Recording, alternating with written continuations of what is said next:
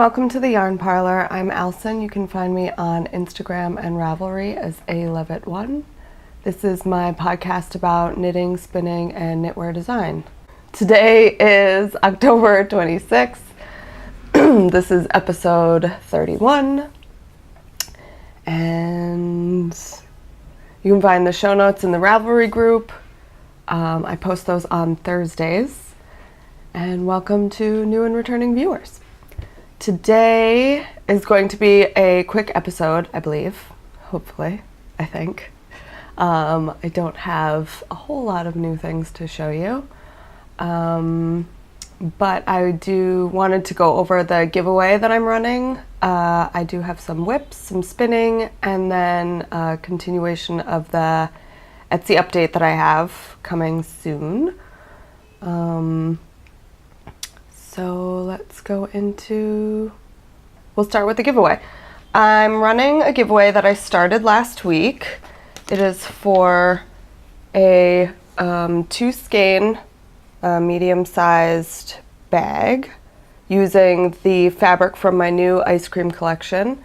It will include a zipper pull from Little T Studio of an ice cream sandwich, the Neapolitan ice cream sandwich, and a skein of diabolical yarn in the Targhee base in her Neapolitan variegated colorway.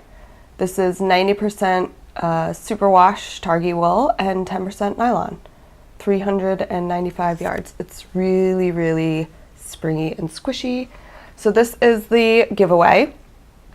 If you go into the Ravelry group to enter, you go into the Ravelry group, you become a member if you're not already, and just answer, there's a thread in there that's for the giveaway. I think it's called ice cream bag giveaway or something like that. Maybe I'll sticky it.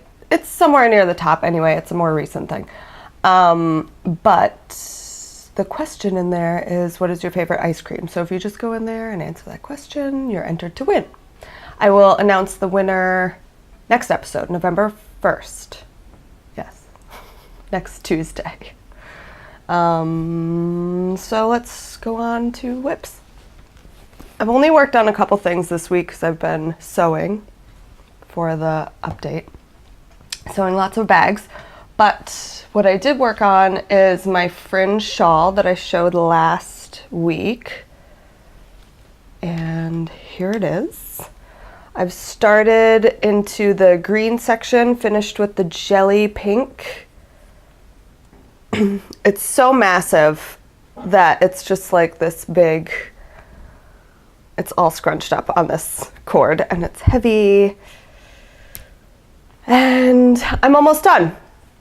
I've gone into, like I said, the green last section, and I have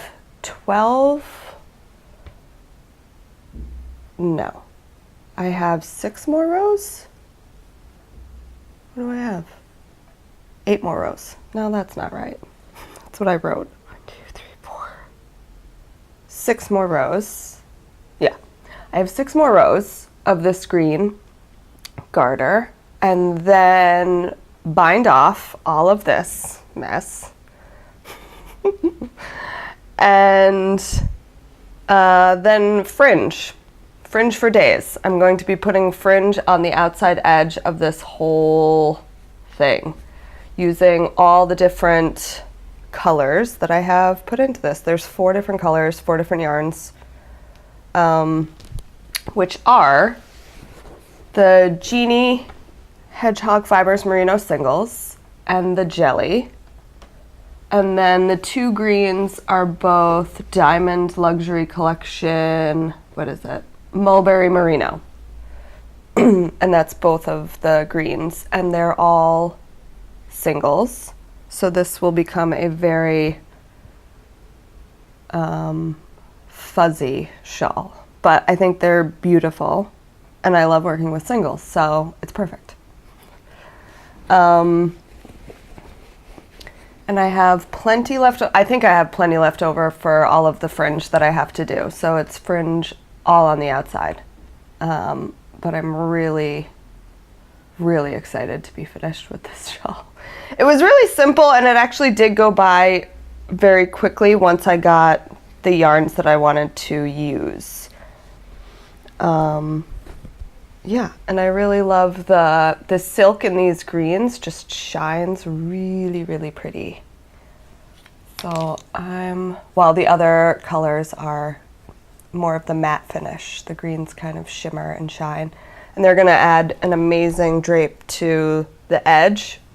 Okay, so that's what I was working on. Hopefully I'll have that finished for next episode, but don't hold your breath on that one because I still have a lot of sewing to do this week, so I don't know how much I'm going to get done, but I got, oh, here's where I was last week. I got a fair amount, this thing is so big. I got a fair amount done last week, so hopefully I'll be able to get it finished. Here's my stitch marker, my progress keeper. So that's where I was last week. That's my little ghosty cookie from Sucre Miniatures. So I got a good couple inches done, and if I only have 8 more rows to do and then add on some fringe, maybe next week I'll have an FO. The second whip that I have, second and final, I really didn't get a lot of knitting done, is my welty. Oh, that was the fringe shawl by Stephen West. Yeah. The welty, also by Stephen West. I've shown this right before I went on my trip during my cast on party episode, and if you remember that, it had a big pink strip right here because I initially started it with this is pure cashmere by Hedgehog Fibers in the Monarch colorway. So it's a light peach with speckled gold and black and the hot pink in there. And I wouldn't have enough of this for the shawl. So I decided to pair it with another pure cashmere skein in the jelly colorway. So I did that, and I was going to use the jelly just for the welts and possibly the bind off to add in the extra yardage that I would be missing with just the one skein. But when I was knitting with it, and it looked perfectly fine, as you can see from the past episode. But the thing that I liked about this pattern, or chose this pattern with this yarn, is because in his photos, Stephen West's photos for the pattern, his small size, which is what I'm knitting, he did it out of this really light ballerina pink, baby pink color. And it was so delicate, and it looked so airy and just really dainty. And that's the effect that I wanted to get from using this, which is why the pure cashmere works so well, because it's light and airy and soft, and in my mind it just worked perfectly for this pattern and the vibe that I wanted to go for. But when I paired the shocking pink with it, every time I looked at it, I was like, this is not what I wanted to do. Like, this doesn't look right to me. I just didn't like it, as per usual. I'm constantly changing my mind on my projects. I won't know until I get there, right? That's exactly how I kind of view these things. Anyway, so I decided to rip back. I had 2 welts done, and then I decided that I didn't like the hot pink in it. My cats are fighting in the background. I hope you guys can't hear that. So I took the jelly out and I reknit one of the welts, and I also didn't quite like the let me try again so that my needles aren't clanging. I didn't like the size of the welt. I thought it was a little bit too big, but that also could have been because it was like this shocking hot pink and you just noticed it and it stood out. But for this first welt that I redid, I made it less rows, so it's a shorter little bump. The next welt that I do, I'm going to do the regular as the pattern calls for, the number of rows, and see which one I like better, and then I'll continue with that, because this one's so close to the beginning that it's not going to really make a difference if this one's different than the others, or I continue with this one, whatever. I think it'll look fine with the different size welts. I don't think anybody's going to notice. But then I can continue with the welt size that I like. This I am knitting on 3.5 millimeter, which is a US 4. I think that's what the pattern calls for. And I really like how it's all one color.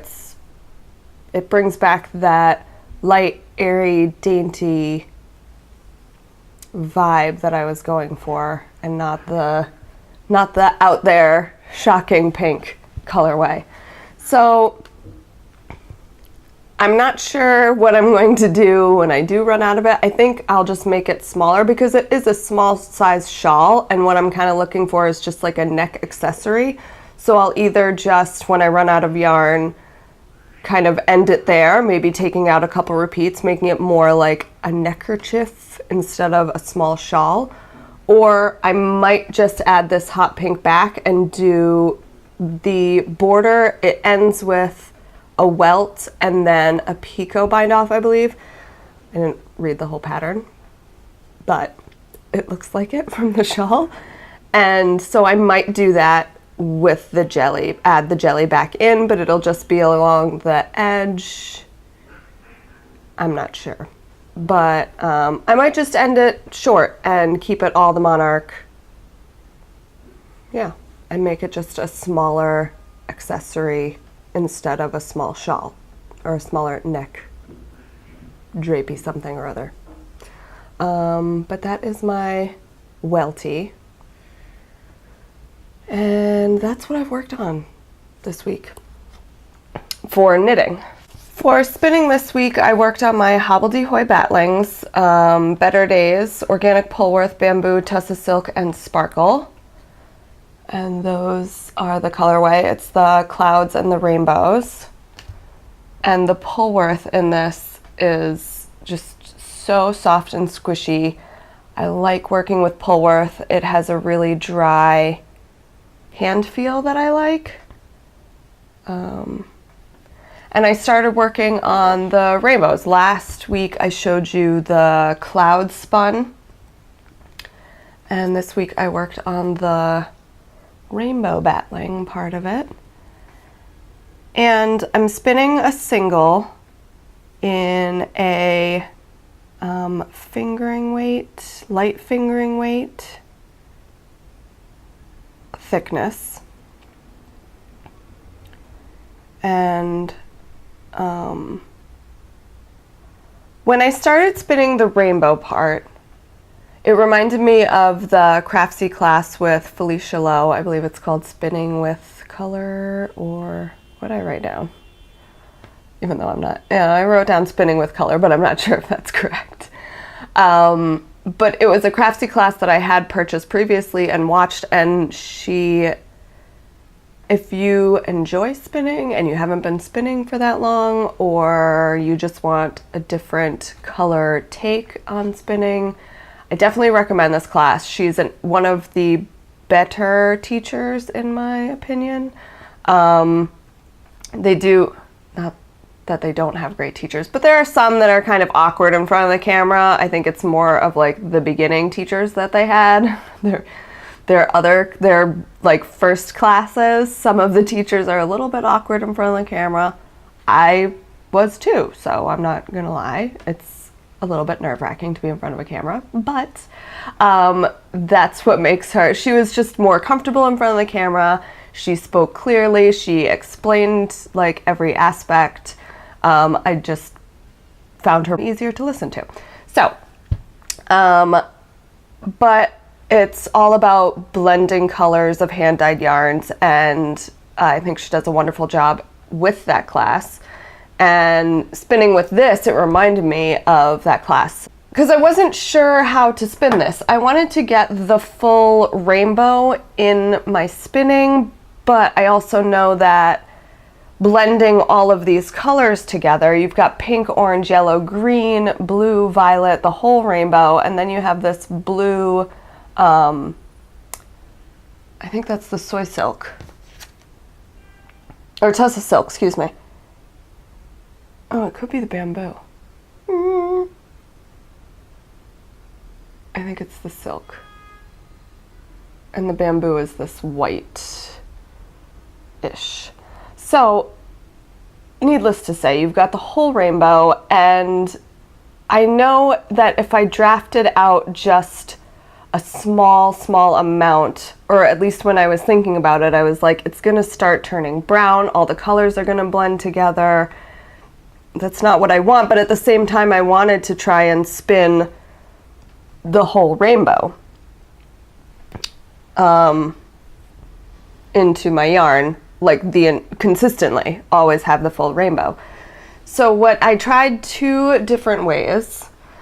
I tried just taking the battling and fluffing it up and keeping this thickness and just drafting from the thickness, which would cause me to get, like, it would go up one side, I would get more of the pinks and orange and yellow, and then it would draft over and do more of the greens, purple and blue, and it would kind of consistently get more of a color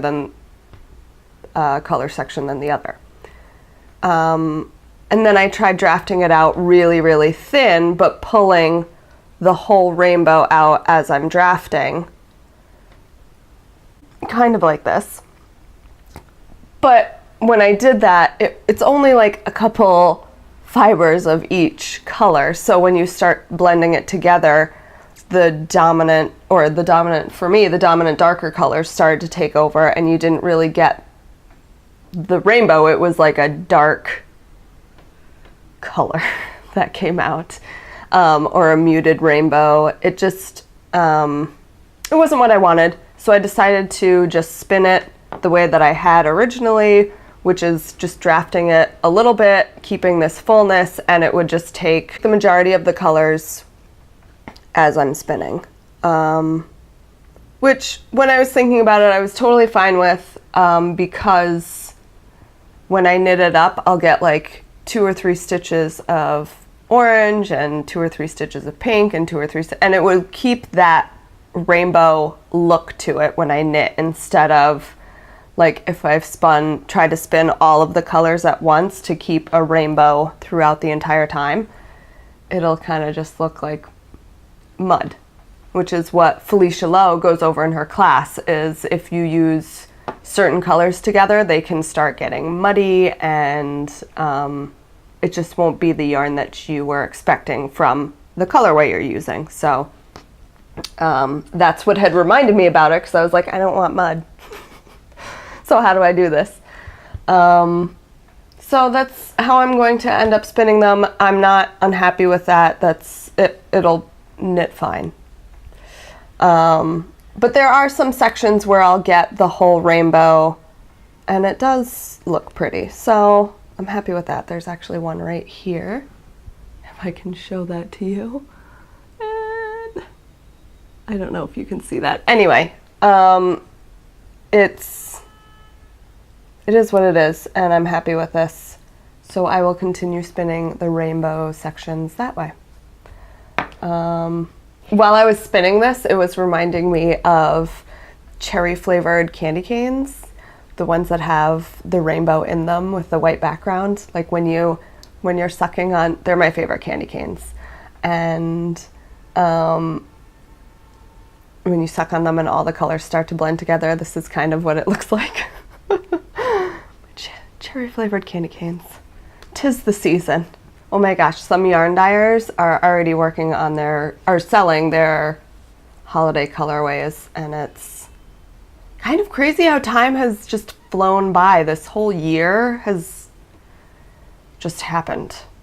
It's already the end of the year again. It's kind of crazy. I don't know. Anywho, side note.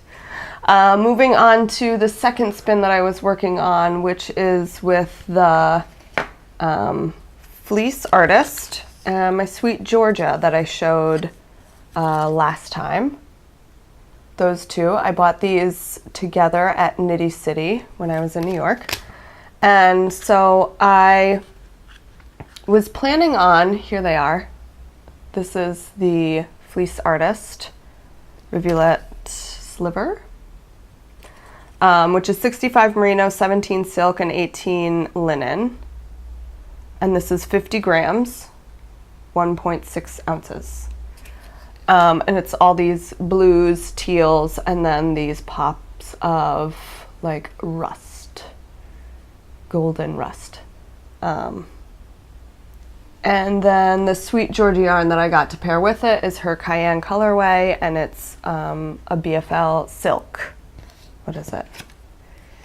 It is 75 BFL, 25 Tussa silk, and this is 100 grams. So what I was going to do, that I explained last time that I've now changed my mind on, obviously, is I was going to spin and ply these two together, and then with the remainder of the Cayenne, I was going to apply this on itself and work with those. So I'd have like a little bit of the solid, and then the majority would be the blue and orange together.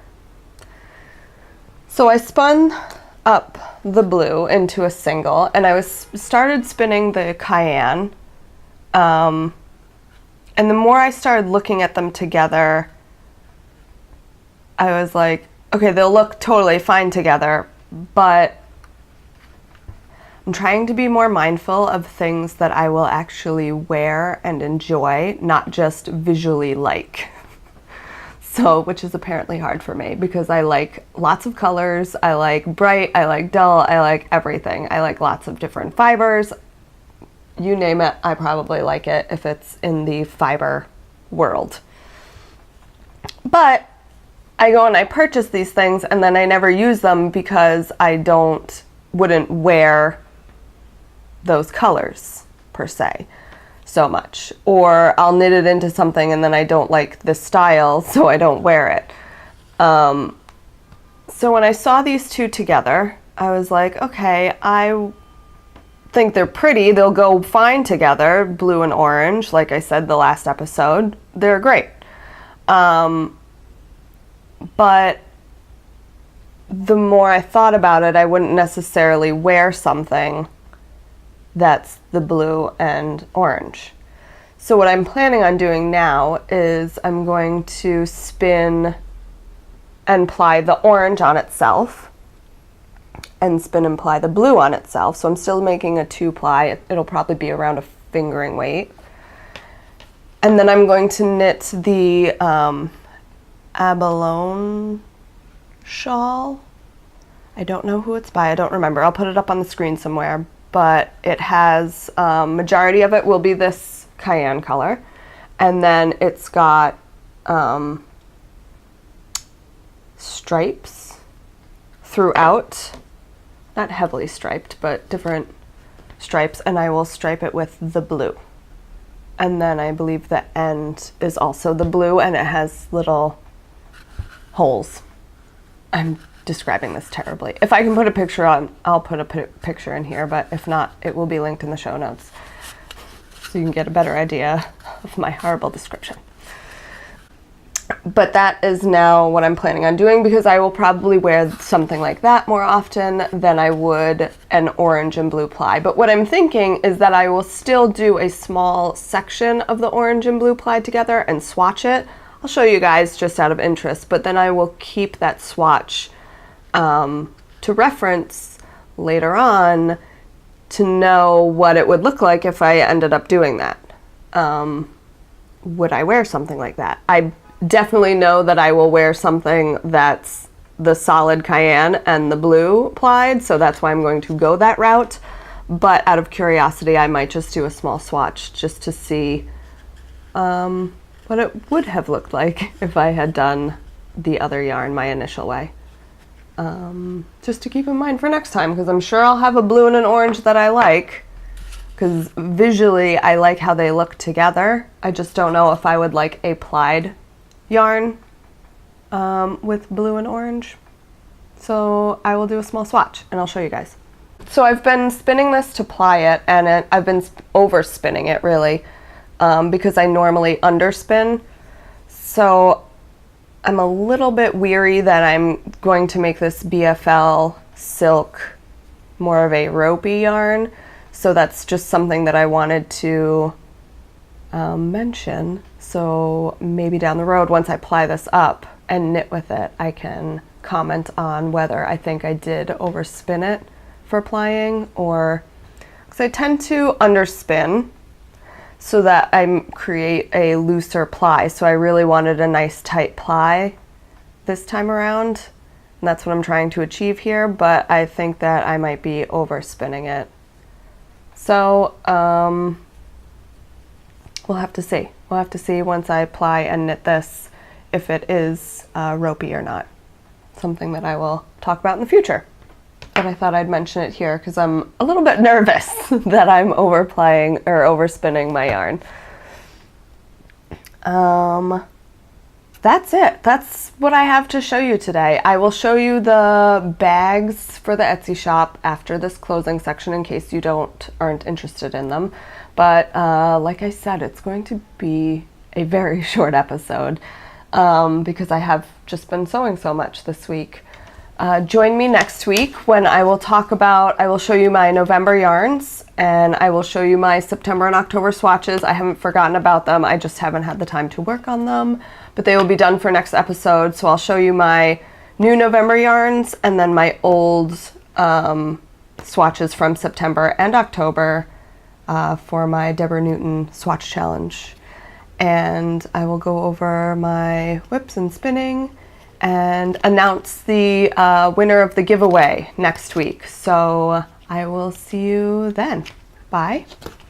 And if you are sticking around for the bags, what I have to show you today, these will most likely be a pre-order.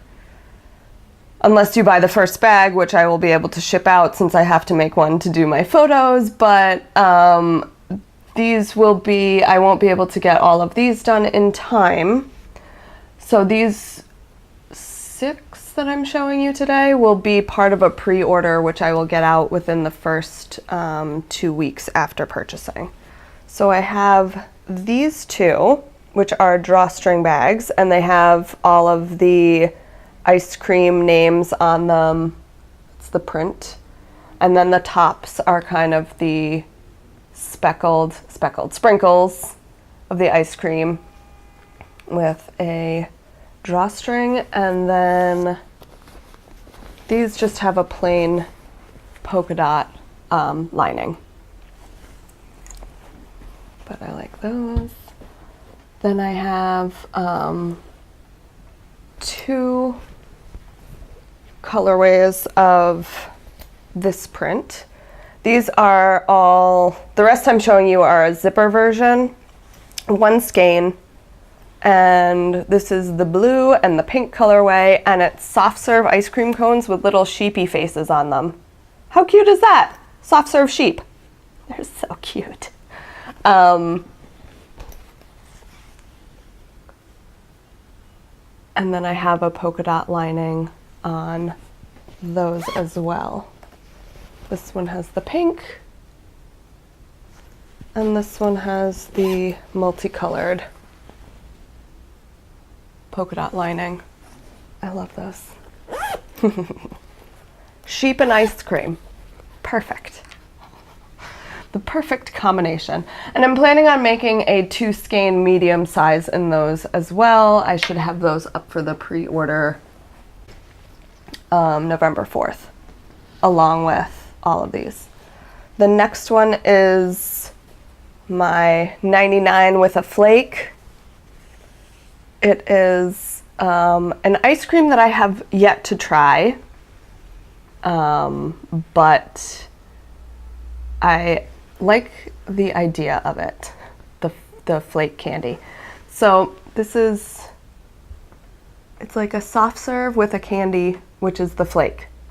And then the stitch marker you're going to get with this is a 99 with a flake. I found this on Etsy through The store is Nano Candy. They are unfortunately going out of business, and I bought out the rest of his 99 with a flake charms. So I will have 6 bags that will come with this charm, zipper pull, stitch marker, and those are basically exclusive to this bag now, since you can't buy them anymore through him. And the lining is the multicolor polka dot as well. And I'm planning on offering this in the 2 sizes, the 2 skein and then this single sock size. The last bag that I have to show you is another version of the Sunday bag, only in the zipper form. So it has the waffle cone and then the ice cream and chocolate syrup and the cherry on top, which is the zipper, and the stitch marker zipper pull, which is this little plastic cherry. And the inside lining will vary on these, but it'll probably just be another version of, or polka dot lining. But I should have a couple of these as well to give anybody who likes zippers over drawstring variety. And I will have some stitch markers to go along with all of the bags, and some holiday stitch markers in case that's what you're shopping for, just to add as like little extras. But I found some fun brass ice cream cones, so I turned those into stitch markers. And then I also found little holiday ones, like the ornaments and a snowflake. And then I found these presents, which I will give you the option of doing silver or gold in the listing. Silver, gold, lobster clasp. You can choose. Anyway, so those are just little add-ons to go along with the big ice cream collection launch November 4th. I will post on Instagram or in the shop about timing, because I'm not sure when I'm actually going to do this launch, but it is going to be November 4th.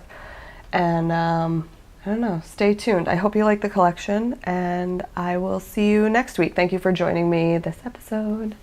Bye.